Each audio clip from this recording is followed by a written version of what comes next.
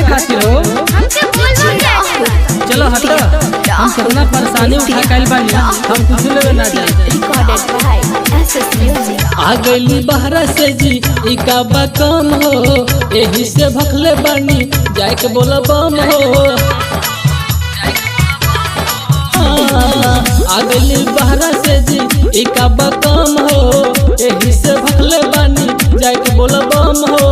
जइहन करे काम बहरिया हो, बहरिया हो, जाए के बोल बम बाटे सजनवा, लादी न किन के कंवरिया हो। जाए के बोल बम बाटे सजनवा, लादी न किन के कंवरिया हो।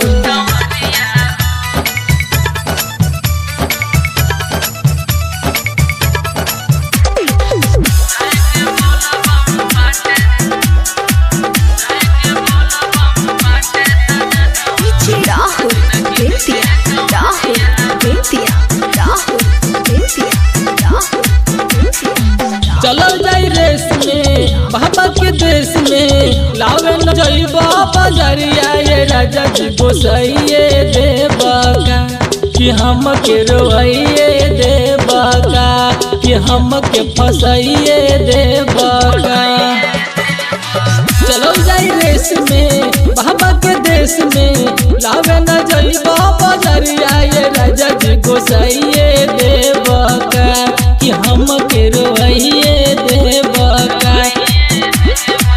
बुढ़ू जी धैले डहरिया हो, डहरिया हो, जाए के बोल बम बाटे सजनवा, लादी न किन के कंवरिया हो। जाए के बोल बम बाटे सजनवा, लादी न किन के कंवरिया हो। जाए के बोल बम बाटे सजनवा, लादी न किन के कंवरिया हो।